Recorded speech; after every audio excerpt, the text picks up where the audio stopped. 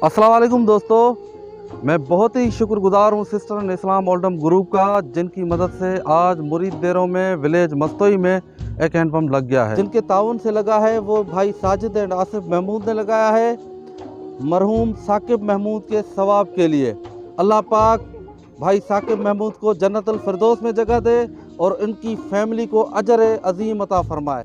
और मैं दुआ करता हूँ जिन्होंने ये हैंडपम्प लगाया है, अल्लाह उनको मज़ीद तौफीक दे ताकि वो गरीब और मुस्तहिक फैमिलीज़ की मदद करें। और मैं sister in Islam Oldham group का भी शुक्रिया अदा करूँगा, जिनकी मदद से गरीब और मुस्तहिक फैमिलीज़ में हैंडपम्प लगाए गए हैं। और मैं उनसे गुजारिश करूँगा कि ज़्यादा से ज़्यादा ताउन करें, अब भी बहुत सारी फैमिलीज़ है जिनको ज़रूरत है।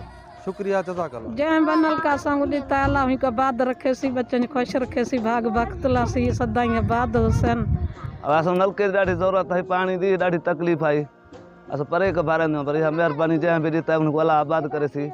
तो अञा असां ज़रूरत वॾी ॻोठ सॼे बाक़ी मेरे को तो मिल गया पाड़े सॼे को, पर 15-20 नलके जी अञा ज़रूरत है। असां परे का भरी वॾी तकलीफ़ है, जंहिं बि ॾिता उनको अल्लाह आबाद करे।